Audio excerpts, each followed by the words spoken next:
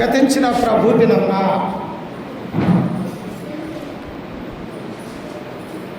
ఏ అంశం మనం నేర్చుకున్నాము? గతించిన ప్రభు దినాన అమ్మా ఏ అంశము? సంసోను యొక్క తల్లిదండ్రుల గురించి మనం నేర్చుకున్నాం. ఎవరు వాళ్ళు?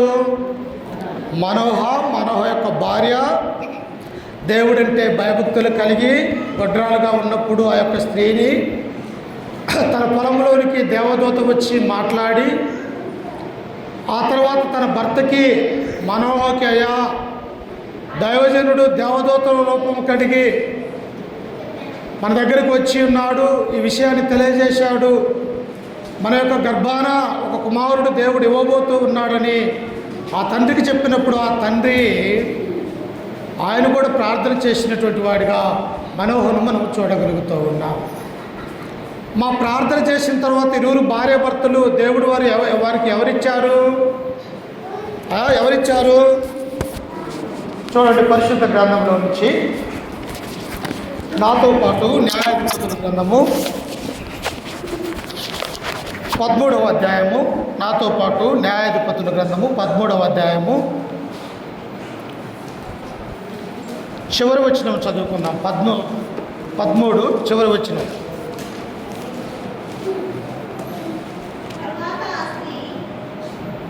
తరువాత ఆ స్త్రీ కుమారుని కని అతనికి సంసోను అను పేరు పెట్టెను. ఆ బాలుడు ఎదిగినప్పుడు యెహోవా అతన్ని ఆశీర్వదించెను. చూశారా ప్రియులారా? అమ్మ, దేవుడు అన్నటువంటి మాటని ఆయన తప్పిపోయేవాడా? దేవుడిచ్చినటువంటి మాటని ఆయన ఆజ్ఞ ఇచ్చి ఆ ఆజ్ఞను తప్పిపోయేవాడు కాదు మన దేవుడు. బైబిల్లో ఒక గ్రంథంలో ఉన్నటువంటి ఒక మాటను దేవుడు తెలియజేశాడంటే అది తర్వాత నెరవేరే వారిగా ఉంటూ ఉన్నది. మానవులైతే ఏం చేస్తామో ఇచ్చిన మాట తప్పుతూ ఉంటాం, అబద్ధం ఆడుతూ ఉంటాం, ఆ మాటను దాటుకుంటూ వెళ్ళిపోతాం. కానీ దేవుడు అలా కాదు ప్రియులారా. నీ గర్భాన ఒక కుమారుడు పుట్టబోతూ ఉన్నాడు. అతడు దేవునికి వ్రతము చేసినటువంటి వాడై ఉండాలా, అతడు ప్రత్యేకంగా అతన్ని పెంచాలా. అతనే కాదు, నీవు కూడా ద్రాక్ష రసమునే కానీ మద్యమునే కానీ ఎవరైనా చనిపోతే వారి ఇళ్ళకు కానీ నీవు పోకూడదు, నీ కుమారుడు పుట్టబోయేవాడు కూడా పోకూడదు, శవాన్ని ముట్టకూడదు అని చెప్పేసి దేవుని యొక్క ఆత్మ ద్వారా బోధించబడినటువంటి ఈమెకి ఇప్పుడు ఎవరిచ్చారంట? దేవుడు ఒక గొప్ప కుమారుడిని అనుగ్రహించినాడు. ఎవరు? అతని పేరు సంసోను. సంసోను అనగా అర్థము ఉదయించేవాడు, సూర్యుడిగా ఉంటూ ఉన్నాడు ప్రియులారా. అందుకనే అక్కడ ఏమని ఉంటున్నాడు చూడండి. ఆ బాలుడు ఎదిగినప్పుడు యెహోవా అతన్ని ఆశీర్వదించాడు ప్రియులారా. ఎలా పెంచాది ఆ తల్లిదండ్రులు అంటే యెహోవా ఆ యొక్క కుమారుణ్ణి ఆశీర్వదించే విధంగా పెంచాడు.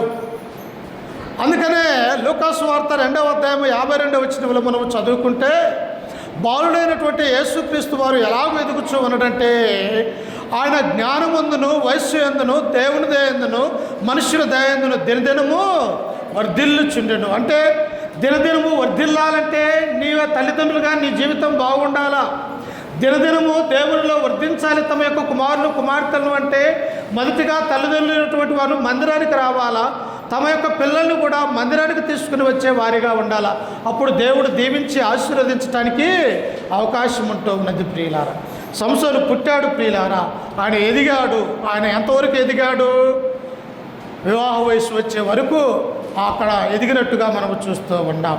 వివాహం వయసు వచ్చిన తర్వాత తల్లిదండ్రుల మాట ఎంతవరకు వింటారమ్మా పిల్లలు? 20 సంవత్సరాలు మన ఆధీనంలో ఉంటారు. 20 సంవత్సరాలు దాటిన తర్వాత వారికి ఒక యవ్వన దశ అనేది వస్తూ ఉన్నది. ఆ తర్వాత వారి యొక్క ఆలోచనలలో మార్పు ఉంటుంది. ఆ తర్వాత వారి యొక్క వ్యక్తిగత జీవితంలో మార్పు ఉంటుంది. ఎందుకంటే వారి మాటలలో మార్పు ఉంటుంది. ఎందుకంటే వారు ఎదుగుచూ ఉన్నారు కనుక వారికి సొంతంగా ఆలోచించే ఒక లక్షణం అనేది ఉంటూ ఉన్నది యవ్వనస్తులకి. అందుకనే దేవుడు అంటాడు యవ్వన బలము వారికి అలంకారం అంటాడు. అంటే యవ్వనంలో ఏదైనా చేయగలిగినటువంటి సమర్థులుగా ఉంటారు స్త్రీ కానీ పురుషులు కానీ. అలాగనే యవ్వనటువంటి యొక్క సంసోను ఏం చేస్తూ ఉన్నాడో చూడండి. 14వ అధ్యాయము 1వ వచనాన్ని మనం చదువుకుందాం. సంసోను తిమ్నాతుకు వెళ్ళి, బైబిల్లో ఉన్నవారు తీసి చదువుకొని నేను చెప్పేది రాసుకోండి. సంసోను తిమ్నాతుకు వెళ్ళి తిమ్నాతులో ఫిలిష్తీయుల కుమార్తెలలో ఒకతెను చూచెను. అతడు తిరిగి వచ్చి తిమ్నాతులో ఫిలిష్తీయుల కుమార్తెలలో ఒకతిని చూచితిని, మీరు ఆమెను నాకిచ్చి పెళ్లి చేయవలనని తన తల్లిదండ్రులతో అనగా. చెప్పాను కదమ్మా, యవనస్తులైన తర్వాత ఏం చేస్తారంట, వారికి సొంతంగా ఆలోచించేటువంటి ఆ గుణలక్షణాలు అవన్నీ ఉంటాయి. తల్లిదండ్రులు చెప్పిన మాట వారు విన్నట్టే ఉంటారు, కానీ వారి సొంత ఆలోచన ప్రకారము జీవించేవారిగా ఉంటూ ఉన్నారు. ఇక్కడ కూడా న్యాయాధిపతిగా పిలువబడుచున్నటువంటి యొక్క సంసోను కూడా తన యొక్క జీవితంలో పెళ్లి వయసు వచ్చేసరికి తన తల్లిదండ్రులు వాళ్ళు చూసి పెళ్లి చేసేదాకా కూడా ఇతను ఉండకుండా ఇతను ఏం చేస్తూ ఉన్నాడు అంటే, యవనస్తుడు ఇదిగో అన్యదేశమైనటువంటి ఆ ఫిలిష్తీయుల దేశంలోనికి తిమ్నాతు అనేటువంటి ఒక పట్టణానికి వెళ్ళి అక్కడ ఏం చేస్తూ ఉన్నాడు అంటే, ఒక యవనస్తురాల్ని ఆయన చూశారు ప్రియులారా. అందుకని యవ్వన కాలంలో ఏమైపోతారంట, తప్పక త్రొట్టిల్లుదురు అనే గ్రంథాన్ని మనం చూస్తాం. యవన స్త్రీ కానీ యవన పురుషులు కానీ తమ యొక్క జీవితంలో దేవునిలో నడవకపోతే, దేవుని యొక్క వాక్యములో ఉండకపోతే, తల్లిదండ్రులు లోబడకపోతే, తల్లిదండ్రులకు విధేయత కలిగి ఈ లోకంలో జీవించకపోతే, దేవుని భయం అనేది లేకపోతే ఆ యవనురాలు కానీ యవనస్తులు కానీ ఏమైపోతారంటే తప్పక లోకములోనికి త్రొట్టిల్లే మార్గము ఉన్నది అని గ్రంథం మనకు సెలవిస్తూ ఉన్నది.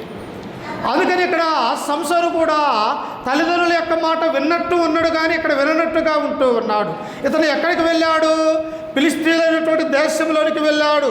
అక్కడ ఒక పట్టణంలో ఉన్నటువంటి తిమ్నాతు అనే ఫిలిష్తీయ యొక్క పట్టణంలో ఉన్నటువంటి ఆ పట్టణానికి వెళ్ళిన తర్వాత ఆడి యొక్క కంటికి ఒక స్త్రీ కనిపించినది.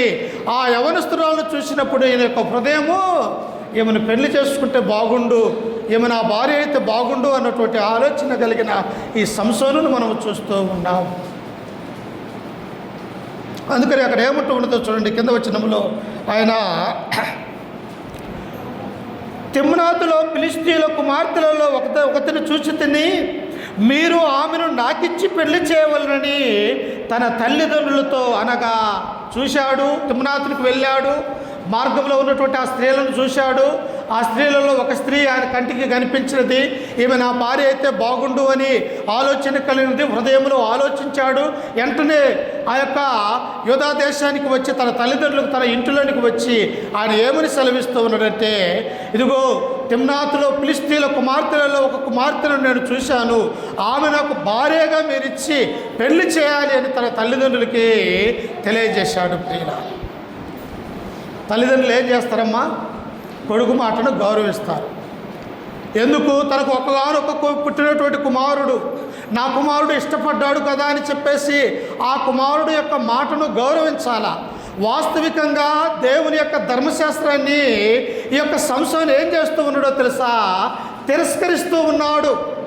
న్యాయాధిపతిగా ఉన్నప్పటికీ కూడా ప్రతి న్యాయాధిపతి కానీ, ప్రతి ప్రవక్త కానీ, ప్రతి రాజు కానీ చేయవలసినటువంటి పని ఏమిటో తెలుసా, దేవుని యొక్క ధర్మశాస్త్రాన్ని దగ్గర పెట్టుకొని దాన్ని చదువుతూ దాని ప్రకారం జీవించవలసినటువంటి ఇశ్రాయేలు ప్రజలు ఏమైపోతూ ఉన్నారంటే, ఈ సంసోను దేవుని యొక్క ఆజ్ఞను అతిక్రమించేవాడిగా ఉంటూ ఉన్నాడు. ధర్మశాస్త్రంలో కొన్ని నిబంధనలు ఉన్నాయి, ఎవరిని వివాహం చేసుకోవాలో ఎవరిని వివాహం చేసుకోకూడదు. ద్వితీయోపదేశకాండము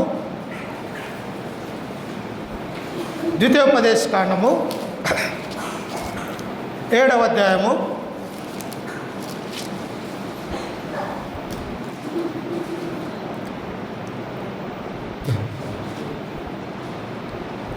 2వ వచనాన్ని చదువుకుందాం. నీ దేవుడైన యెహోవా వారిని నీకు అప్పగించినప్పుడు నీవు వారిని హతము చేయవలను. ఎవరినమ్మా అప్పగించింది?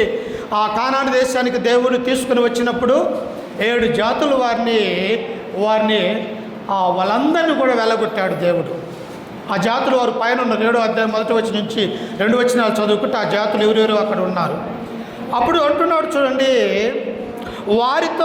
వారిని నిర్మూలన చేయవలను, వారితో నిబంధన చేసుకొనకూడదు, వారిని కరుణింపకూడదు, నీవు వారితో వీయమంటకూడదు, వాని కుమారునికి నీ కుమార్తె నీయకూడదు, నీ కుమారునికి వాని కుమార్తెను పుచ్చుకొనకూడదు. ఇది దేవుని యొక్క చట్టం అమ్మ. ఏం చట్టం ఇది? ఇశ్రాయేలు 12 గోత్రాల వారు ఎవరైతే ఉంటూ ఉన్నారో వారిని మీరు చేసుకొనవచ్చు, పెళ్లి చేసుకొనవచ్చు, పెళ్లికి ఇవ్వచ్చు. కానీ మీరు ఎవరిని చేసుకోకూడదు, ఎవరితో మీరు వియ్యమందకూడదు, ఎవరిని మీరు దగ్గరకు రానియకూడదు. కానాను దేశంలో ఉన్నటువంటి ఏడు జాతుల వారిని వెళ్ళగొట్టాను. వారి దగ్గరికి వెళ్ళి మీరు వివాహం చేసుకోకూడదు, వారితో సాంగత్యము చేసుకోకూడదు, మీ పిల్లల్ని వారికి ఇవ్వకూడదు, వారి పిల్లల్ని మీరు చేసుకోకూడదు. దేవుని యొక్క ఆజ్ఞ ప్రియులారా. అలా చేసుకుంటే ఏమైపోతాము? ఆజ్ఞ అతిక్రమై పాపం చేసినటువంటి వారమైతామన్న ఆ సంగతి సంసోను మర్చిపోయినట్టుగా మనం చూస్తూ ఉన్నాం. కానీ తల్లి జ్ఞానవంతురాలు ప్రియుల. మనోహ యొక్క భార్య జ్ఞానవంతురాలు. తన కుమారుడు యవనస్తుడికి కూర్చోబెట్టుకొని ఏం చెబుతుందో ఒకసారి చూడండి. న్యాయాధిపతుల గ్రంథము 14వ అధ్యాయము. ఆ మంచి జ్ఞానవంతురాలుగా ఇక్కడ మనకు కనిపిస్తూ ఉన్నది. స్త్రీ జ్ఞానవంతురాలైతే ఏమవుతుందంటమ్మా? సామెతల గ్రంథం 14వ అధ్యాయం 1వ వచనంలో ఏం చేస్తుందంట? జ్ఞానవంతురాలు తన యొక్క ఇంటిని కట్టుకుంటుంది. జ్ఞానవంతురాలు స్త్రీ కానీ ఏం చేస్తుందంట? తన ఇల్లును, తన పిల్లల్ని, తన భర్తని కట్టుకునేదిగా ఉంటూ ఉన్నది. ఇక్కడ మానవ భార్య కూడా ఏముంటూ ఉన్నదో చూడండి. అక్కడ 3వ వచనములో 14:3, వారు నీ స్వజనుల కుమార్తెలలో కానీ నా జనులలో కానీ స్త్రీ లేదనుకొని సున్నతి పొందని ఫిలిష్తీయులలో నుండి కన్యకును తెచ్చుకున్నట్టుకు వెళ్ళుచున్నావా? కొడుకు చెబుతూ ఉన్నది. పట్టలేదు కదా. ఒక యవనస్తుని పట్టి చూడండి, మన చేయి నొప్పి తెస్తుంది, కానీ వాడికి ఏం కాదు. ఎందుకు? వాడు బలంగా ఉన్నాడు, శక్తి కలిగి ఉన్నాడు. కానీ ఇక్కడ ఈ యొక్క జ్ఞానవంతురాలైనటువంటి యొక్క స్త్రీ ఏం చేస్తూ ఉన్నదట? అయ్యా, నీకు వివాహం చేయాలనుకుంటే నీ తండ్రి సంబంధించినటువంటి వారు ఉండి ఉంటారు కదా, లేకపోతే నా స్వజనులలో నా అన్నలు, నా యొక్క తమ్ముల యొక్క కుమార్తెలు ఉంటారు కదా, వారిలో నువ్వు స్త్రీ లేదనుకొని సున్నతి లేనటువంటి అన్యజనులలోనికి వెళ్ళుచూ ఉన్నావా అని తమ యొక్క కుమారుడికి బోధ చేస్తూ ఉన్నది. ప్రియులారా, చూసారా? ఒక్క పురుషుడే కాదు, కుమార్తెల విషయంలో జాగ్రత్తలు చెప్పేది తల్లిగా ఉన్నటువంటి మనకు కూడా బాధ్యత కలిగి ఉండాలా. అందుకని ఇక్కడ మనోహ భార్య అంటూ ఉన్నది, సంసోను, యవన కాలంలో ఉన్నటువంటి నీవు సున్నతి లేనటువంటి ప్రజల వద్దకు వెళ్ళి వారిలో నీవు ఒక కుమార్తెను తీసుకుని వచ్చి పెళ్లి చేసుకోవాలని నీవు ఆలోచన కలిగి ఉన్నావే. నా స్వజనులలో కుమార్తె లేదనుకొని ఉన్నావా? నీ మేనమామ కూతుర్లు ఉన్నారు కదా, లేకపోతే నీ యొక్క తండ్రి అయినటువంటి ఆ తండ్రికి చెల్లెళ్ళు ఉంటారు కదా, వారి యొక్క కుమార్తెలు లేరనుకుంటున్నావా అని చెప్పేసి ఆ తల్లి కుమారుడికి హెచ్చరిస్తూ ఉన్నది. కానీ ఎంటారమ్మ యవనస్తులు, యవనరాళ్ళు తల్లిదండ్రుల మాట వినేవారిగా ఈనాడు లేరు, ఆనాడు లేనటువంటి వారిగా మనం చూస్తూ ఉన్నాం. అప్పుడు అంటూ ఉన్నది చూడండి కింద వచనములో, అందుకు సంసోను, ఆమె నాకు ఇష్టమైనది కనుక ఆమెను నా కొరకు తెప్పించమని తన తండ్రితో చెప్పాను. వింటం లేదు సంసోను. ఏమంటూ ఉన్నాడు? ఆమె నేను ఇష్టపడ్డాను. ఎవరిని ఏమంటున్నారో తెలుసా? పెద్దల మాట వినరు. వారి హృదయంలో, వారి యొక్క ఆలోచనలో ఏదైతే ఉంటూ ఉన్నదో ఆ ఆలోచన ప్రకారం వెళ్ళాలనుకుంటారు. పెద్దలుగా, తల్లిదండ్రులుగా ఉన్నటువంటి వారికి ఏం తెలుస్తుంది? వారన్నీ కూడా అనుభవించి ఏది మంచో ఏది చెడో తెలిసినటువంటి వారిగా తల్లిదండ్రులు ఉంటూ ఉన్నారు. కానీ యవ్వనస్తులకి ఏంటిది? నేను చూసిందే నాకు కావాలా, ఇదిగో ఒక వస్తువు నేను చూశాను, ఆ వస్తువు నాకు కావాలని అడిగేవారిగా ఉంటూ ఉన్నారు. ఇక్కడ కూడా సంసోను అంటూ ఉన్నాడు, తల్లి మాట లెక్క చేయక ఇదిగో నేను ఆ యొక్క స్త్రీని ప్రేమించాను. ఏం చేశాడట? ప్రేమించాడు. నిజంగా బైబిల్లో ప్రేమల గురించి అస్సలు లేదు. నాకంటే నువ్వు ఎక్కువగా ప్రేమించకూడదు అని దేవుని యొక్క గ్రంథం మనకు సెలవిస్తుంది. మానవులుగా ఉన్నటువంటి మనం, యవనస్తులుగా ఉన్నటువంటి వారు ఎవరిని ప్రేమించాలా? తల్లిదండ్రులను ప్రేమించాలా? లేకపోతే తండ్రి అయినటువంటి దేవుని సృష్టికర్తను ప్రేమించేవారిగా ఉన్నారు. కానీ ఈ యవనస్తుడైనటువంటి సంసోను సున్నతి లేనటువంటి ప్రజల దగ్గరికి వెళ్ళి ఒక స్త్రీని చూసి ప్రేమించినట్టుగా మనం చూస్తూ ఉన్నాం. అందుకే చూడండి అక్కడ ఏమని ఉన్నదో, అయితే ఫిలిష్తీయులకు ఏమైనా చేయుటకై యెహోవా చేత అతడు రేపబడిన మాట అతని తల్లిదండ్రులు తెలుసుకొనలేదు. ఆ కాలమున ఫిలిష్తీయులు ఇశ్రాయేలీయులను ఏలుచుండిరి. మా చెప్పిన మాట వినకపోతే ఏం చేస్తాము? దేవుడైనా కూడా ఏం చేస్తాడో తెలుసో వదిలి వేస్తారు, మీ ఇష్టమయ్యా అంటాడు. వినేవారికి దేవుని యొక్క వాక్యం చెప్పమన్నాడు, కానీ విననటువంటి వారికి దేవుని యొక్క వాక్యము అవసరం లేదన్నాడు. సంసోనుకు చెప్పి చూస్తున్నది తల్లి, అయ్యా మంచి మార్గం కాదు ఇది, సున్నతి లేనటువంటి వారి యొక్క కుమార్తెలు మనం చేసుకోకూడదు. దేవుడు మోసే ద్వారా సినాయి పర్వతం మీద ఆజ్ఞ ఇచ్చి ఉన్నాడు, ఆ ఆజ్ఞ ప్రకారము మనం నడుచుకోవాలా, నువ్వు దేవుని యొక్క ఆజ్ఞను అతిక్రమించి పాపం చేస్తూ ఉన్నామని తల్లి తన యొక్క కుమారుడికి హెచ్చరిక చేసి ఉన్నది. కానీ ఈ యవనస్తుడు వినటం లేదు. ప్రియులారా, నాకు ఆ యొక్క అమ్మాయే కావాలా, ఆమె యొక్క అందాన్ని నేను చూశాను, నా కన్నులకు బాగున్నది, ఆమెను నేను పెళ్లి చేసుకోవాలన్న ఆశ కలిగి సంసోను ఉంటూ ఉన్నాడు. తల్లిదండ్రులు ఏం చేస్తారు, సర్లేయా నువ్వు చెప్పినట్టే పద, ఆ యొక్క తిమ్నాతుకు వెళ్దాము అని చెప్పేసి ఇప్పుడు తల్లిని తీసుకొని ఆ మార్గమున వారు వెళ్ళిపోతూ ఉన్నారు. మార్గంలో వెళ్తూ ఉంటే ఏం జరిగిందో చూడండి, కింద వచనంలో 5వ వచనం. అప్పుడు సంసోను తన తల్లిదండ్రులతో కూడా తిమ్నాతుకు పోయి తిమ్నాతు ద్రాక్ష తోటల వరకు వచ్చినప్పుడు కొదవ సింహము అతనికి ఎదుటకు బొబ్బరించుచూ వచ్చెను. ఏమైతున్నదంట, అతని సకినం కూడా సరిగా లేదు. ప్రియుల, ఈనాడు చూడండి, మామూలుగా అనుకుంటే కొన్ని సకినాలు వివాహానికి వెళ్తూ ఉన్నప్పుడు అనేక ఇబ్బందులకు కారకులవుతూ ఉంటాయి. బహుశా అది సకినాలు కాదులే, కానీ కొన్ని చోట్ల సరైనటువంటి వివాహాలు జరగవు. ప్రియులారా, తల్లిదండ్రులు చెప్పిన మాట వినక తమ సొంత నిర్ణయాల ప్రకారము చేసుకొని తల్లిదండ్రులకును బంధువులకును రక్త సంబంధికులను దూరమైపోయేవారిగా ఉంటూ ఉన్నారు. ఇక్కడ కూడా సంసోను రండి, నేను ప్రేమించినటువంటి ఆ అమ్మాయిని చేసుకోవాలని చెప్పేసి తన తల్లిదండ్రులకు తీసుకొని పోతూ ఉన్నప్పుడు మార్గ మధ్యంలో ఫిలిష్తీ దేశానికి వెళ్ళిన తరువాత ఏమడ్డం వచ్చినదంట, ఆయనకి బొబ్బరించుకుంటూ ఒక కొదమసింహం అనేది అడ్డం వచ్చింది. కొదమసింహం అంటే అర్థమైందో తెలుసా, యవ్వన సింహము. ఆ సింహానికి ఎదురు పడితే 100 మందిని చంపగలిగినటువంటి శక్తి కలిగినటువంటిది ఆ సింహము. ఆ సింహము సంసోనుకు ఎదురుగా వచ్చినది. తల్లిదండ్రులు ఏమో ఎనకున్నారు, సంసోను ముందున్నాడు. ఆ తల్లిదండ్రులను ఆ ఫిలిష్తీ దేశానికి తీసుకుని వెళ్తూ ఉన్నాడు. కానీ మార్గ మధ్య అరణ్యంలో ఏమొచ్చినదంటే కొదమ సింహం వారు తినటానికి అక్కడికి వచ్చినట్టుగా మనం చూస్తాం.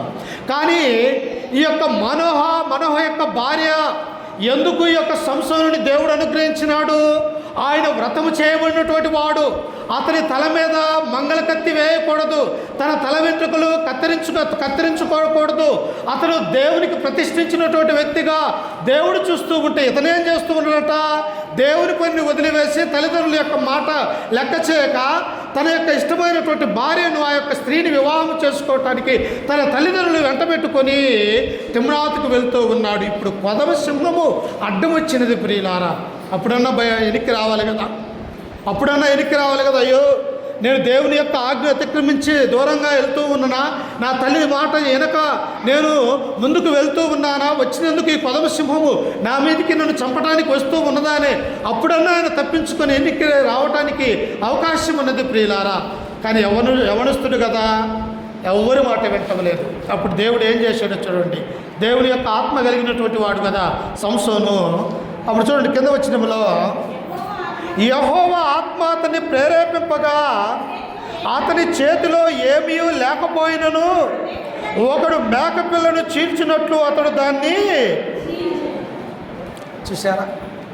దేవుని నమ్ముకున్నటువంటి దేవుని యొక్క చిత్తము నీ మీద ఉంటే నువ్వు మరణం అంచులోనికి వెళ్ళినా కానీ దేవుడు నిన్ను కాపాడగలిగినటువంటి సమర్థుడు. ఎందుకో తెలుసా, నీ ద్వారా దేవుడి పని జరిగించాలన్నటువంటి ఉద్దేశం కలిగి అనేకులు కూడా క్రీస్తులోనికి నడిపించడానికి నిన్నొక సాధనంగా ఎన్నుకునేవాడిగా దేవుడు ఉంటూ ఉన్నాడు. ఆనాడు సౌలుగా ఉన్నటువంటి పౌలు దమస్కు మార్గంలోనికి వెళ్ళి ఎవరైతే క్రైస్తవులుగా ఉంటూ ఉన్నారో, ఎవరైతే క్రీస్తును నమ్ముకున్నటువంటి వారు ఉంటున్నారో వారందరినీ కూడా చెరసాలలో బంధించడానికి యెరూషలేములో నుండి ఆ యొక్క సిరియా దేశం అనే దమస్కు ప్రాంతానికి వెళ్తూ ఉన్నప్పుడు మార్గ మధ్యంలో దేవుడు ప్రభు అయినటువంటి యేసుక్రీస్తు వారు అడ్డగించాడు. ప్రియులారా,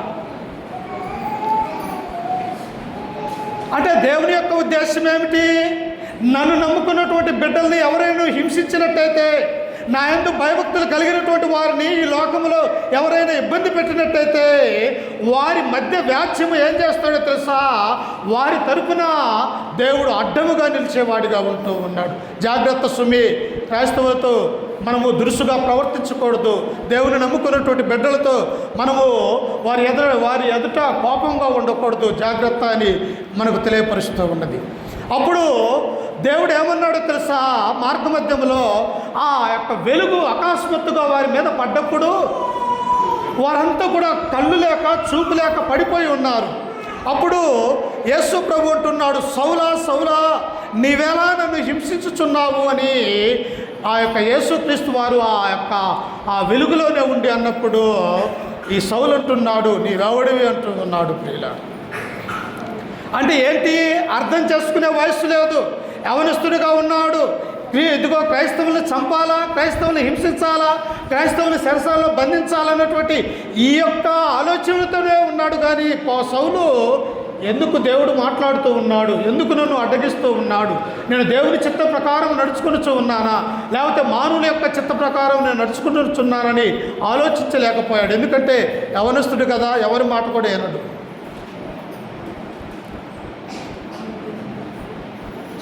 ఇక్కడ కూడా ఈ యొక్క సంసారం కూడా తన యొక్క జీవితంలో ఎలా ఉన్నాడంటే తల్లిదండ్రుల మాట వినటం లేదు, అలాగనే దేవుని యొక్క మాట వినక ఇదిగో సున్నతి లేనటువంటి ప్రజల యొద్దకు ఆయనకు భార్యగా చేసుకోవడానికి వెళుతున్నాడు.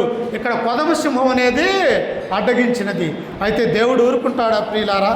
ఈయన ఎందుకో తెలుసో, వాగ్దానంగా పుట్టినటువంటి వాడు. ఇతను ఇశ్రాయేలుని విడిపించడానికి పుట్టినటువంటి వాడు. ఇశ్రాయేలుని పరిపాలన చేయడానికి ఒక రక్షకుడిగా దేవుడు ఏర్పాటు చేసుకున్నాడు కనుక అతనికి ఎదురుగా వచ్చినటువంటి ఆ కొదమ సింహాన్ని ఏం చేశాడో తెలుసా, తన చేతిలో కత్తి లేదమ్మా, కత్తి ఉన్నా కానీ దాన్ని చంపటానికి చాలదు. 100 మంది ఉన్నా కానీ సింహాన్ని బంధించడానికి ఎవరి వల్ల కూడా కాదు. అది ముసలి సింహం కాదు, అది కొదమ సింహము బొబ్బలు పెట్టుకుంటూ వారి మీదకి వస్తూ ఉన్నది. అప్పుడు దేవుని యొక్క ఆత్మ సంసోను మీదకి వచ్చినప్పుడు బలముగా ఇప్పుడు యుద్ధం చేసేది ఎవరు? దేవుడు ఆ యొక్క సింహంతో చేస్తూ ఉన్నాడు. ఏం చేశాడంట దేవుని యొక్క ఆత్మ అక్కడ, ఒకడు మేకపిల్లను చీల్చినట్లు అతడు దాన్ని చీల్చెను, అతడు తాను చేసినది తన తండ్రితోనైనను తల్లితోనైనను చెప్పలేదు. వారు వెనకొస్తూ ఉన్నారు. యవనస్తుడు కదా, ఆ స్త్రీని చూడాలని, ఆ స్త్రీతో మాట్లాడాలని ఆశ కలిగి ముందుకు వెళుతూ ఉన్నాడు. కొదమ సింహం అడ్డగించినది. ఆ అడ్డగించినటువంటి ఆ సింహాన్ని దేవుని యొక్క ఆత్మ సంసోను మీదకి వచ్చినట్టు ఒకడు మేకపిల్లను చీల్చినట్టు ఆ సింహాన్ని ఏం చేశాడంట, చీల్చి చెండాడి ఆ అవతల పడేశాడు. ప్రియులారా, ఈ విషయం తల్లిదండ్రులకు చెప్పాల. అందుకనే పిల్లలు తల్లిదండ్రులతో ఏముండాలా, మంచి సంబంధాన్ని కలిగి ఉండాలి. తల్లి చేసే పనులు పిల్లలకు చెప్పాలా, పిల్లలు చేసే పనులు తల్లిదండ్రులు కూడా తెలియజేయాలి. అప్పుడు ఏమవుతుంది, బంధం అనేది మరింత పెరుగుతూ ఉంటూ ఉన్నది ప్రియులారా. కానీ ఇక్కడ ఏం చేస్తూ ఉన్నాడు సంసోను, ఆ తల్లిదండ్రులకు ఆ విషయాన్ని తెలియజేయాలి. అప్పుడు చూడండి, కింద వచ్చిన వాళ్ళు మనం చదువుకుంటే, అతడు అక్కడికి వెళ్ళి ఆ స్త్రీతో మాట్లాడినప్పుడు ఆమె యందు సంసోనుకు ఇష్టము కలిగెను. కొంతకాలమైన తరువాత అతడు ఆమెను తీసుకుని వచ్చుటకు తిరిగి వెళ్ళుచుండగా ఆ సింహము కళేబేరమును చూచుటకై ఆ వైపు తిరిగినప్పుడు సింహము కళేబేరములో తేనెటీగల గల గుంపును తేనెయు కనపడగా అతడు ఆ తేనె చేత నుంచుకొని తినుచూ వెళ్ళుచు తన తల్లిదండ్రుల యొద్దకు వచ్చి వారికి కొంత నీయగా వారును తినిరి. అయితే తాను సింహము కళేబరముల నుండి ఆ తేనెను తీసిన సంగతి వారికి తెలియజేయలేదు. ఏ విషయం కూడా తల్లిదండ్రులకు చెప్పట్లే. ఈయన చేసే ప్రతి విషయము కూడా సింహాన్ని చంపిన సంగతి కానీ, ఆ తర్వాత సింహాన్ని పక్కన వేసిన ఆ యొక్క శవాన్ని దాన్ని పక్కన వేసిన సంగతి కానీ, ఆ తర్వాత మరలా ఆ యొక్క స్త్రీని చూడటానికి మరలా మరొకసారి ఒక్కడే వెళుతున్నటువంటి విషయాన్ని కానీ తన తల్లిదండ్రులకు చెప్పట్లేదు ప్రియులారా. అప్పుడు ఆయన చంపినటువంటి ఆ సింహంలో ఏమున్నదంట, తేనెటీగలు ఆ డొక్కలో వాలి, ఆ తేనెటీగలు వాలితే అక్కడ ఏం జరుగుతుంది, మంచి రుచికరమైనటువంటి తేనె అక్కడ ఉన్నట్టుగా మనము చూస్తూ ఉన్నాం. చూశాడు, అటు ఇటు చూశాడు. ఆ సింహంలో కళేబరంలో ఉన్న పెట్టినటువంటి ఆ తేనె దగ్గరికి వెళ్ళాడు. ఆ ఈగలను అటు ఇటు అన్నాడు. ఆ యొక్క ఉన్నటువంటి ఆ తేనెను తీసుకున్నాడు, తను కొద్దిగా తిన్నాడు. మరలా ఇంటికి తీసుకుని వచ్చి తల్లిదండ్రులు కూడా ఆ తేనెను పెట్టిండు. అయ్యా, ఆ తేనె ఎక్కడిదని వీళ్ళు అడగలేదు, ఈ తేనె సింహం కళేబరం నుంచి తీసుకువచ్చిందని ఈ యొక్క యవనస్తుడైనటువంటి సంసోను కూడా చెప్పలేదు ప్రియులారా.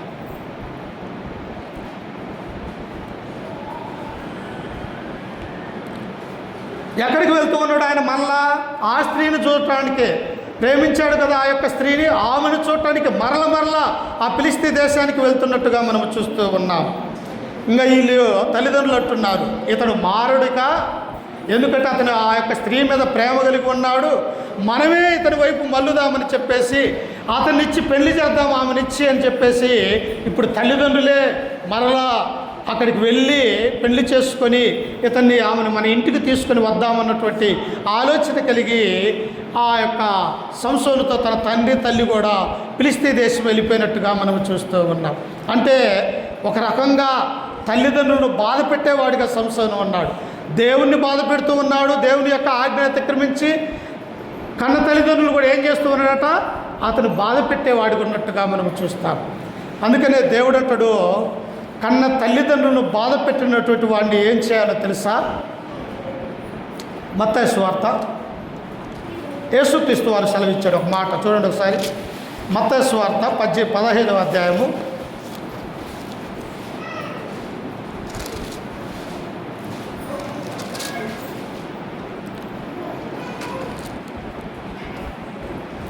15వ అధ్యాయము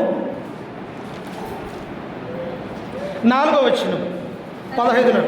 తల్లిదండ్రులను గణపరచుమనియు తండ్రినైనను తల్లినైనను దూషించువాడు తప్పక మరణము పొందవలననియు. చూశారా ప్రియులారా, దేవుని యొక్క వాక్యం ఎలా ఉన్నదో ఒకసారి అర్థం చేసుకోండి. తల్లినైనను తండ్రినైనను దూషించువానికి ధర్మశాస్త్రం ఏమని సెలవిస్తూ ఉన్నదో తెలుసా? ఒకసారి దూషిస్తే రెండవసారి దూషిస్తే ఆ యొక్క సంఘ పెద్దలను పిలిపించి వారితో మాట్లాడాలా.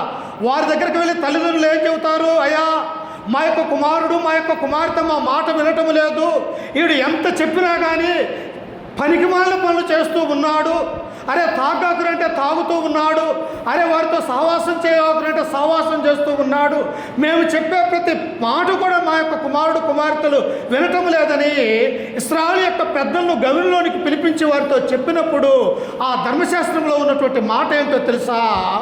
అతన్ని రాళ్లతో సావగొట్టాలని గ్రంథం సెలవిస్తూ ఉన్నది. అలా కొడితే ఈనాడు మన యొక్క పిల్లలు ఒక్కళ్ళన్నా బతుకుతారమ్మా? అందరూ కూడా ధర్మశాస్త్రం కింద మరణించే వారిగా ఉంటూ ఉన్నారు. సంసోనుకు అదే గతి చేయాలి తల్లిదండ్రులు. ఎందుకు? తమ యొక్క మాట వినటం లేదు, వారు చెప్పినటువంటి ఆ సంగతిని ఆలకించటం లేదు. తను ఏదైతే ప్రేమించినంటున్నాడో ఆ ప్రేమ కొరకు వెళ్ళిపోతూ ఉన్నాడు, కానీ తల్లిదండ్రుల యొక్క మాట వినటువంటి వారిగా చూస్తూ ఉన్నాం. కానీ ఇక్కడ క్రీస్తు ప్రభు అక్కడ అంటూ ఉన్నాడు, తల్లిదండ్రులను మీరు చూడకపోతే, తల్లిదండ్రుల యొక్క మాట వినకపోతే, తల్లిదండ్రులు మీరు దూషిస్తే తప్పక మరణము పొందవలనని దేవుడు సెలవిచ్చెను. 5వ వచనం చూడండి. మీరైతే ఒకడు తన తండ్రినైనను తల్లినైనను చూసి నా వలన నీకేది ప్రయోజనమగును అది దేవార్పతమని చెప్పిన ఎడలా అతడు తన తండ్రినైనను తల్లినైనను గణపరచనక్కరలేదని చెప్పుచున్నాడు. 20 సంవత్సరాలు కాచి కాపాడి తల్లి 9 నెలలు మోసి ఎన్నో బాధలతో ఎన్నో వేదనలతో వచ్చి రక్తం సరిగా లేక హాస్పిటల్కి వెళ్ళి అక్కడ స్కానింగ్లు తీసుకొని తండ్రిగా ఉన్నటువంటి వ్యక్తి ఆ యొక్క భార్య విషయమై మాకు ఒక బిడ్డ పుట్టబోతూ ఉన్నాడని ఎంతో సంతోషపడి మోసి కన్న తర్వాత 20 సంవత్సరాలు పెంచిన తర్వాత తల్లిదండ్రుల యొక్క మాట వినకపోతే ఎంత బాధ ఉంటుందో ఒకసారి ఆలోచన చేయండి. ఇక్కడ సంసోను కూడా ఏం చేస్తూ ఉన్నాడంటే తల్లిదండ్రుల యొక్క మాట వెనక ఆమె నాకు కావాలని ఇప్పుడు ఎక్కడికి వెళ్తూ ఉన్నారో చూడండి ఒకసారి. న్యాయాధిపతుల గ్రంథము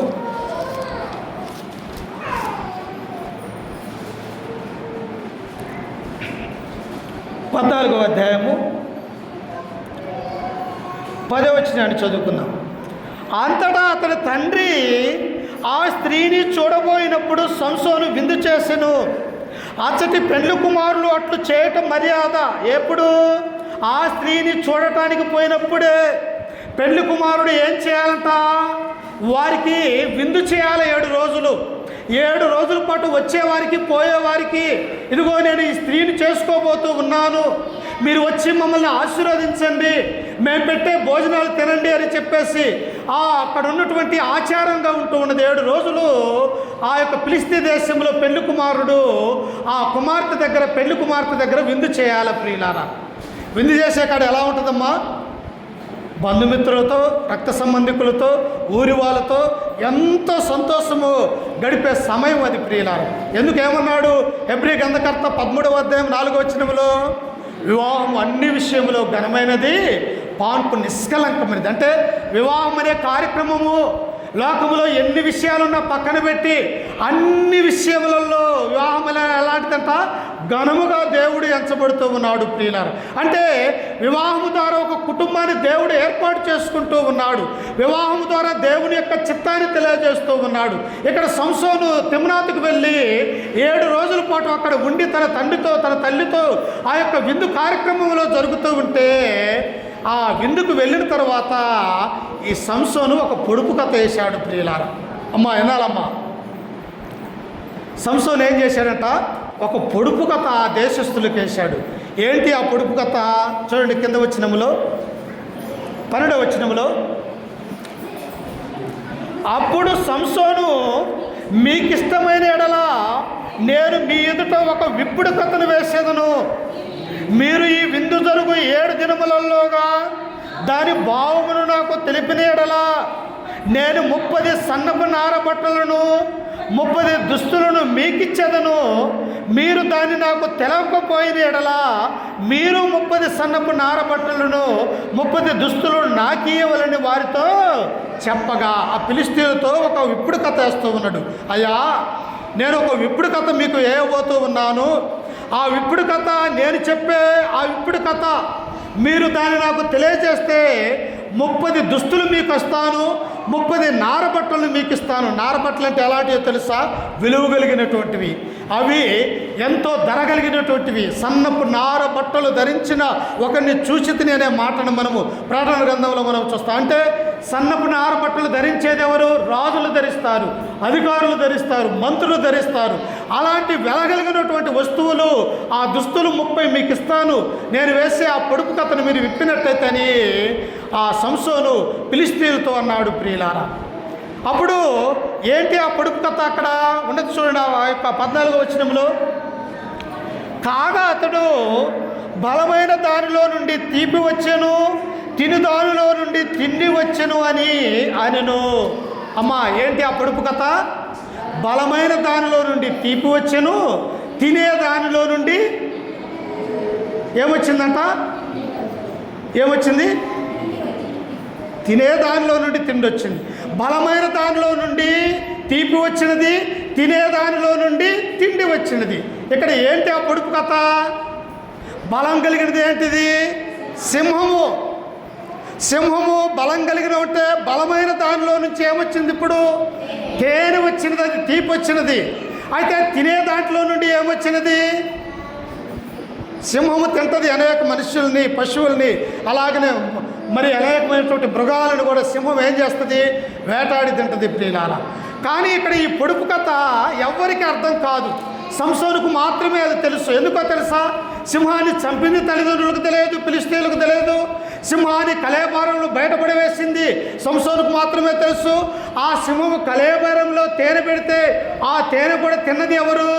సంసోను మాత్రమే తిన్నాడు. అది వేరెవ్వరికి కూడా తెలియదు, అది తన ఒక్కడికే తెలుసు ఆ విషయం అని ఆ పొడుపు కథని వారికి వేశాడు. విప్పటానికి శాత ఇద్దామా ఫిలిష్తీయులకి? వల్ల కాదు. ఎందుకో తెలుసా? తెలియదు కదా వాళ్ళకి, అసలు ఎవరు ఎప్పుడు కూడా చూడనటువంటి విననటువంటి పొడుపు కథ అది కదా. అప్పుడు ఆ పొడుపు కథ ఎప్పుడైతే వేసిర్రో ఫిలిష్తీయులు ఆలోచన చేశారు, ఈ పొడుపు కథ మనకెట్టా తెలియదు, ఈ మనం యొక్క 30 ఆ దుస్తులు ఇవ్వాలా, సన్నపు నారబట్టలు ఇతనికి ఇవ్వాలా, అది ఇవ్వాలంటే మన దగ్గర మన డబ్బంతా దోచుకోవటానికి ఇతడు ఈ పొడుపు కథ వేసి ఉంటాడు ఈ యూదుడు, ఇశ్రాయేల్ ప్రజలు. అందుకు వీళ్ళు ఒక పన్నాగం పన్నారు. ఎట్లా వివాహం జరిగింది కదా?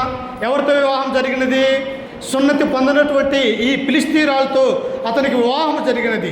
అప్పుడు వీళ్ళు ఏం ఆలోచన చేశారంటే, మనము ఇతడు ఎట్లా మనకు చెప్పడు ఈ సంసోను, ఇతడు భార్య మన ఊరి అమ్మాయే కదా, ఇతని యొక్క భార్య మన వంశము చెందింది కదా, ఇతని యొక్క భార్య సున్నతి పొందినటువంటి మన కుటుంబ సభ్యురాలు కదా, ఈమెను మనం అడిగి తెలుసుకున్నట్టయితే ఆ పొడుపు కథ ఈమె మనకు చెబుతుంది. అప్పుడు ఇతన్ని మనము ఆ పొడుపు కథ ఇప్పగలిగితే ఇతడే మనకు 30 దుస్తులు అలాగనే సన్నపు నారల బట్టలు ఇస్తాడు అని చెప్పేసి వీరు కుయుక్తి చేశారు. ప్రియులారా, చూశారా ఏం చేస్తారంట? అన్యులను ప్రేమిస్తే, అన్యులు దగ్గరికి తీస్తే ఏం చేస్తారంట? ఈయనను చంపాలనే చూస్తూ ఉన్నారు. అందుకనే దేవుడు చెప్పాడు, అయ్యా మీరు అన్యులతో సావాసం చేయకూడదు, అన్యుల యొక్క పిల్లల్ని మీరు చేసుకోకూడదు, మీ పిల్లల్ని వారు చేసుకోనకూడదు. ఇదిగో చేసుకోవాలని చూస్తే ఇక్కడ ఫిలిష్తీయులు ఏం చేస్తూ ఉన్నారంట? ఆ పొడుపు కథ విప్పలేక తన భార్యని వారి వైపు మళ్ళిస్తూ ఉన్నారు. ప్రియుల, అందుకని క్రైస్తవ కుటుంబాలు ఏం చేయాలో తెలుసా? క్రైస్తవులు చేసుకోవాలి. ఒకవేళ క్రైస్తవురాలు కాకుండా విగ్రహారాధన జరిగే స్త్రీని చేసుకుంటే ఏమైపోతుంది? మన పిల్లవాడు కూడా అటే వెళ్ళిపోతాడు, కానీ మనకెళ్ళి రాడు అన్నటువంటి సత్యాన్ని మనం గ్రహించాలి. అప్పుడు చూడండి ఏం చేసిరు వాళ్ళు. 14వ అధ్యాయము 15వ వచనము. 7వ దినమున వారు సంసోను భార్యతో ఇట్లనిది, నీ పెనిమిటి ఆ విప్పుడు కథ బావును మాకు తెలుపునట్లు అతన్ని లాలన చేయుము, లేని ఎడల మేము అగ్ని వేసి నిన్ను నీ తండ్రి ఇంటి వారిని కాల్చివేసేదను, మా ఆస్తిని స్వాధీనపరుచుకున్నట్టుకే మమ్మును పిలిచితిరా అనేది. ఎందుకు పిలిచారమ్మా? ఈ ఇప్పుడు కథ ఏంటమేంటి? ఈ 30 దుస్తులు మేమేమో ఇప్పుడు కథ ఇప్పలేకపోతుంటమే, ఆ యొక్క మా సొమ్ము తీసుకోవటానికి నీ భర్త ఇక్కడికి వచ్చాడా మా దేశము? ఆ ఇప్పుడు కథ చెప్పకపోతే ఇదిగో నిన్ను నీ తండ్రి ఇంటిని కాల్చివేస్తాము అని ఆ ఫిలిష్తీయుల యొక్క సర్దారులు ఏం చేశారంటే ఈ స్త్రీని భయపెట్టింది. ప్రియుల, చెప్పాలి కదా భార్య, అయ్యా నువ్వేదో ఇప్పుడు కథ వారికి వేసావంట, ఆ ఇప్పుడు కథ ఏమో నన్ను అడుగుతూ ఉన్నారు, అది వారికి ఏమో తెలియదంట. ఒకవేళ ఆ ఇప్పుడు కథ చెప్పకపోతే వారు నన్ను, నా తండ్రిని, నా కుటుంబాన్ని అగ్నితో కాల్చివేస్తారంటని తన భర్తకు చెప్పాలమ్మా. భార్యాభర్తల మధ్య ఏముండకూడదు? దాపరికం ఉండకూడదు. ఒక అబద్ధం ఆడితే భార్యాభర్తలు ఏమైపోతారట? విచ్ఛిన్నమైపోతారు. భార్య జరిగినటువంటి సంగతులు భర్తకు చెప్పాలా, భర్త సంగతులు భార్యకు చెప్పాలి. ఇద్దరూ కూడా ఏం చేసుకోవాలంటే అన్ని విషయాలు చర్చించినప్పుడే ఆ యొక్క సంసారం కానీ కుటుంబం కానీ బాగుంటుంది అన్నటువంటి ఆ సత్యాన్ని ఇక్కడ మనము చూస్తూ ఉన్నాం. కానీ ఇక్కడ ఈ భార్య ఏం చేసిందంటే ఆ విషయాన్ని తెలియజెప్పలే. వాళ్ళ యొక్క దేశంలో ఉన్నటువంటి ఫిలిష్తీయుల యొక్క సర్దారులు వారి యొక్క మాటలు భర్తకు చెప్పాలా. అదే భర్తకు చెప్పుకుంటే ఏం చేసేవాడు? ఈయన దేవుని ఆత్మ కలిగినటువంటి వాడు కదా, పదమ సింహాన్నే ఏమి లేకుండా చీల్చి చెండాలినటువంటి వాడు. ఈ 30 మందిని చంపటం లెక్క సంసోనికి లెక్క కాదు ప్రియులారా. కానీ ఇక్కడ వారు చెప్పిన సంగతులను తమ బంధువులు కదా, తమ రక్త సంబంధికులు కదా అని ఈ స్త్రీ తన వారి కొరకు ఆలోచన చేస్తూ ఉన్నది, కానీ చేసుకున్నోడి వరకు ఆలోచన చేయట్లేదు ప్రియులారా. ఇది బహు భయంకరము. దేవుడు ఏమన్నాడు యెషయా గ్రంథంలో? వివాహం జరుగుతూ ఉన్నప్పుడు వివాహం జరిగించబడినటువంటి ఆ స్త్రీని దేవుని యొక్క ఆజ్ఞ ఏమిటి? కుమారి ఆలోచించుము, నీ రాజు నీ దగ్గరకు రాబోతూ ఉన్నాడు కనుక నీ తండ్రి ఇంటిని మరువాలా. పెళ్ళైన తర్వాత ఏం చేస్తారమ్మా? ఆడపిల్లలు పుట్టింటిని మర్చిపోవాలా. అది దేవుని యొక్క గ్రంథంలో ఉన్నటువంటి ఆజ్ఞ. కానీ ఇప్పుడు ఏం చేస్తూ ఉన్నారు? ఎక్కువ పుట్టింటి మీదనే ఆశ కలిగి ఉన్నారు, ఎక్కువగా పుట్టింటి వారి మీదనే ప్రేమ కలిగి ఉన్నట్టుగా మనం చూస్తూ ప్రేమించాలా. కానీ ఏం చేయాలా? భర్త తర్వాతనే పుట్టింటి వాళ్ళు అన్నటువంటి ఆలోచన కలిగి ఉండాలి అని దేవుని యొక్క గ్రంథం మనకు సెలవిస్తూ ఉన్నది. కానీ ఈ యొక్క సంసోను భార్య ఏం చేస్తూ ఉన్నది? ఇతడు నాశనమైపోయినా పర్వాలేదు, కానీ నా పుట్టింటి వారు బాగుండాలా అన్నటువంటి ఆలోచన కలిగిన ఈ సంసోను భార్యను మనము చూస్తూ ఉన్నాం. అప్పుడు ఏం చేసిందో చూడండి. ఆమె ఏం చేసిందో 17వ వచనము. 7వ దినమున ఆమె అతన్ని తొందర పెట్టినందున అతడు ఆమెకు దాన్ని తెలియచేయగా ఆమె తన జనులకు ఆ విప్పుడు కథను తెలిపెను.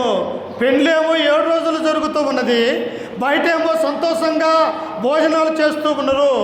ఈ లోపలేమో భార్యాభర్తలకి ఆ 7 రోజులు అసలు సంతోషమే లేదు ప్రియులారా. ఏం లేదో తెలుసా? అయ్యా ఇంట్లోకి వచ్చినటువంటి సంసోనుతో భార్య అంటూ ఉన్నది, ఇప్పుడు కథ చెప్పు అని ఇదే పోడు చేస్తూ ఉన్నది. కానీ మరి 7 రోజులు పెళ్లి విందు జరుగుతూ ఉన్నది. ఆ విందులో మనం పాల్గొని సంతోషంగా గడపాలి అన్నటువంటి ఆలోచన లేక ఈ యొక్క భార్య ఎల్లప్పుడూ కూడా ఆ యొక్క భర్తను వేధిస్తూ ఉన్నది 7 రోజుల పాటు. తేలాలి ఏం చేస్తాడేమో పురుషుడు భార్య ఒకటేమైనా ఇంట్లోకి వస్తే బయటకు వస్తే ఒకటే పీడిస్తూ ఉన్నప్పుడు భర్తకు ఇసుకు పుట్టి ఏం చేస్తుంది? ఇప్పుడు అతను భార్యకి చెప్పేశాడు, అమ్మా బలమైన దాంట్లో నుండి తీపి వచ్చినంటే నేను పదమ సింహాన్ని చంపినాను, ఆ చంపినటువంటి దాంట్లో ఆ కలేబరలు తేనె పెట్టినది, ఆ తేనె నేను తిన్నాను, బలమైన దాంట్లో నుంచి వచ్చినది ఏంటిది? ఇప్పుడు తేనె వచ్చినది, ఆ తేనె నేను తిన్నాను. చూడండి ఆ యొక్క ఇప్పుడు కథ ఎలా ఉన్నది పైన ఆ భాగంలో చూడండి ఒకసారి. 14 వచ్చినట్టు చూడండి. బలమైన దానిలో నుండి తీపి వచ్చెను, తిను దానిలో నుండి తిండి వచ్చెను. అంటే సింహం ఏం చేస్తుంది? అన్నిటినీ తినే స్వభావం కలిగినది. దాంట్లో నుంచి ఏమొచ్చినది? నేను తినటానికి తేనె వచ్చినది అని అప్పుడు ఆ భార్యకి చెప్పినది. ఆ భార్య ఇప్పుడు ఏం చేసినది? వాళ్ళ బంధువులకి రక్త సంబంధికులకి ఇప్పుడు కథ వేసిన 30 మందికి ఏం చెప్పిందంటే, అయ్యా సింహాన్ని చంపిందంట, ఆ సింహంలో నుంచి తేనె వచ్చినది, ఇదయ్యా ఇప్పుడు కథ అని చెప్పేసి భార్య ఆ ఫిలిష్తీయుల సర్దార్లకు చెప్పినది. అప్పుడు చూడండి కింద వచ్చినప్పుడు 18 వచ్చిన చూడండి. 7వ దినమున సూర్యుడు అస్తమింపక మునుపు ఆ ఊరి వారు తేనె కంటే తీపైనది ఏది, సింహము కంటే బలమైనది ఏది అని అతనితో అనగా, అమ్మా ఇప్పుడు కథ వేసిన వాడు విప్పాలా, కానీ ఎవరు ఇప్పుతున్నారు? ఇప్పుడు ఫిలిష్తీయుల యొక్క సర్దారులు, సున్నతి లేనటువంటి ప్రజలు సున్నతి పొందినటువంటి సంసోనుతో వాదిస్తూ ఉన్నారు. ఏమని తిరుగు ప్రశ్న వేస్తూ ఉన్నారు. ఏంటో తెలుసా? నువ్వు చెప్పినటువంటి ఇప్పుడు కథ, సింహములో నుంచి నువ్వు తీపిని తిన్నావు, తిదిగో అది ఇతరులు తినేదిగా ఉంటే ఆ సింహాన్ని నువ్వు చంపినావు, చంపి పక్కన వేసినావు, తర్వాత నీ వేవురు వెళ్ళావు, తర్వాత మళ్ళా మా యొక్క దేశం వస్తూ ఉన్నప్పుడు ఆ కళేబరంలో తేనె ఉన్నది, ఇది నీవు చెప్పినటువంటి ఇప్పుడు కథ అని చెప్పేసి ఆ ఇప్పుడు కథను ఫిలిష్తీయుల యొక్క సర్దారులకు చెప్పాడు. ప్రియులారా, ఇంకప్పుడు ఆయనకి ఎంత బాధ ఉంటుందమ్మా. ఎవరు మోసం చేశారో? ఇప్పుడు భర్తని భార్య మోసం చేసింది. చెప్పేసుకున్నదే 7 రోజుల పాటు ఏడ్చి, నా మీద నీకు ప్రేమ లేదులే, ప్రేమ ఉంటే నాకు చెబుతావు కదా, నాకు ఇష్టం లేదులే, నువ్వు నా మీద ఇవన్నీ ఏంటంటేవో ఈ యొక్క ప్రేమను వలకపోసి ఇప్పుడు కథను చెప్పించుకున్నది. ఇప్పుడు తన యొక్క ప్రాణమే అపాయంలో పడిపోయినది. ప్రియుల సంసోను యొక్క ప్రాణం అపాయంలో పడిపోయినది. ఎక్కడి నుంచి తేగలడు ఆయన? సన్నపోయిన నార బట్టలంటే ధరగలిగినటువంటివి. అసలు ఇవన్నీ అలాగైనా తెస్తాడు, కానీ తను చేసుకున్నటువంటి భార్య నన్ను మోసం చేసింది అన్నటువంటి బాధ ఆయనలో ఎక్కువైనట్టుగా మనము చూస్తాం. అప్పుడు ఆయన వారితో ఏమన్నాడో చూడండి. బహుబలంగా ఉంటుంది ఆ యొక్క మాట. ప్రతి ఒక్కరూ కూడా వినగలిగినటువంటి మాట, ప్రతి ఒక్కరూ హృదయంలో దాచుకునే మాట, ప్రతి స్త్రీ పురుషుడు కూడా. ప్రియులారా, ఆయన ఏమన్నాడో చూడండి ఒకసారి. 18 వచ్చినంలో కిందలో 3వ లైన్లో ఉంటుంది చూడండి. నా దూడతో దున్నకపోని ఎడలా నా విప్పుడు కథను విప్పలేక ఇందురని వారితో. అసలు మీకు తెలియదు, ఆ విషయమే మీకు తెలియదు. నా దూడ అనగా నా భార్య మీకు చెప్పకపోయిన ఎడలా అసలు ఆ ఇప్పుడు కథ మీకు అర్థం కాదు. ఎందుకో తెలుసా? నా తల్లిదండ్రులకు నేను ఆ ఇప్పుడు కథను చెప్పలేదు, నా తల్లితో నేను మాట్లాడలేదు, ఆ విషయము నా తండ్రితో చెప్పలేదు. నా భార్యతో చెప్పిన నా దూడ ఏం చేసిందో తెలుసా? పక్కన వేసినది. ప్రియుల, అందుకని మన ఒక సామెత ఉంటుంది ప్రియులారా, తల్లి చేలో మెత్తే పిల్లలు ఎక్కడ మేస్తారు? గట్టిన మేస్తారమ్మా. మీరు తల్లి ఏ రీతిగా అనేటువంటిదో పిల్లలు కూడా అదే చేస్తారన్నటువంటి సత్యాన్ని గ్రంథం కూడా మనకు తెలియజేస్తూ ఉన్నది. కనుక ఏం చేసిందట? భార్య భర్తను మోసం చేసింది. ఈనాడు కూడా ప్రియులారా, భార్య మోసం చేసేవారిగా ఉన్నారు, భార్యను భర్తలు మోసం చేసేవారిగా ఉంటూ ఉన్నారు. కానీ దేవుని యొక్క చిత్తం ఏమై ఉన్నది? వివాహం అనే బంధం వేసి ఆ బంధము క్రీస్తులో ఉండాలని, దేవుని నమ్ముకున్నటువంటి కుటుంబముగా, దేవుని యందు విశ్వాసం కలిగినటువంటి భార్యాభర్తలుగా, ఆ యొక్క మీకు ఇచ్చినటువంటి పిల్లల్ని దేవునిలో పెంచాలన్నది దేవుని యొక్క ఉద్దేశం అయితే, అక్కడ పెళ్లి జరిగి 7 రోజులు కూడా కాలేదు, ఏం చేసిందట ఆ మనురాలు? తన భార్యని ఇరకాటంలో పెట్టినట్టుగా మనము చూస్తూ ఉన్నాం. అందుకనే సంసోను యొక్క జీవితాన్ని చూస్తూ ఉన్నప్పుడు, సంసోను ఇప్పుడు దేనికి లోబడిపోయాడు? తల్లిదండ్రుల యొక్క మాట వినలేదు, అలాగనే దేవుని యొక్క ఆజ్ఞను కూడా అతిక్రమించినాడు. ఇప్పుడు తలకొరివిని తెచ్చుకొని నెత్తిన పెట్టుకున్నట్టుగా మనము చూస్తూ ఉన్నాం. అందుకని సంసోను యొక్క జీవితం మనకు ఒక పాఠముగా ఉండాలని మనం ఇక్కడ చూస్తూ ఉన్నాం. ఆ భార్యతో విసికి వేసారిక ఏం చేశాడంటే, ఇక ఆ భార్యను అక్కడే వదిలివేశాడు. ఫిలిస్తీ దేశంలో తిరిగి తన యొక్క తండ్రి ఇంటికి వచ్చి ఉన్నాడు. అదే తల్లిదండ్రుల యొక్క మాట విని తన స్వజనులలో పెళ్లి చేసుకున్నట్టయితే, అదే తల్లి యొక్క మాట విని, అయ్యా దేవుని యొక్క ధర్మశాస్త్రం తెలియజేస్తూ ఉన్నది, దేవుని యొక్క ఆజ్ఞలు మనం అతిక్రమిస్తే పాపము చేసిన వారైతామని ఆ తల్లి మాట విన్నట్టయితే సంసోనుకు ఈరోజు ఈ గతి ఉండేదా? ప్రియులారా, ఒకసారి ఆలోచన చేయండి. సొలొమోను కూడా ఏం చేశాడు? తల్లిదండ్రుల యొక్క మాట వినలేదు, అన్యులైనటువంటి వారిని పెళ్లి చేసుకున్నాడు. ఆ అన్యులైనటువంటి భార్యలను తీసుకుని వచ్చి తన యొక్క రాజ మందిరంలో పెట్టుకున్నారు. వారు ఇప్పుడు ఏం చేశారు? చూడండి, రాజుల మొదటి గ్రంథము 11వ అధ్యాయము, రాజుల మొదటి గ్రంథము 11వ అధ్యాయము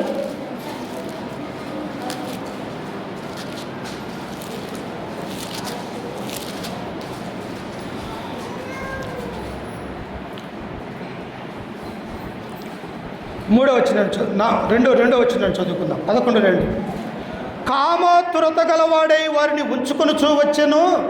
అతనికి 700 మంది రాజకుమార్తెలైన భార్యలను 300 మంది ఉపపత్తులను కలిగి ఉండిరి. అతని భార్యలు అతని హృదయమును. సొలొమోను ఎలాంటి వాడో తెలుసమ్మా? లోకంలో అతని వంటి జ్ఞానవంతుడు లేడు ఈ లోకంలో. అతనికి ఉన్నటువంటి ఆస్తి, ఐశ్వర్యము, అతని సంపద, దేవాలయాన్ని ఆయన కట్టినాడు దేవుని కొరకు. అంత జ్ఞానవంతుడు.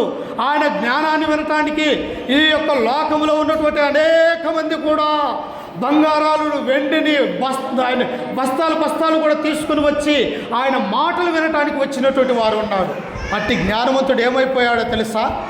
తన హృదయాన్ని భార్యలు ఏం చేశారంట? పూర్తిగా విగ్రహారాధన వైపు తిప్పారు. ప్రియుల, అప్పుడు ఏం జరిగిందో చూడండి. కింద వచనములో 4వ వచనములో, సొలొమోను వృద్ధుడైనప్పుడు అతని భార్యలు అతని హృదయమును ఇతర దేవతల తట్టు త్రిప్పగా, అతని తండ్రి అయిన దావీదు హృదయము వలె అతని హృదయము దేవుడైన యెహోవా ఎడల యథార్థము కాకపోయెను. ఏమైపోయాడు?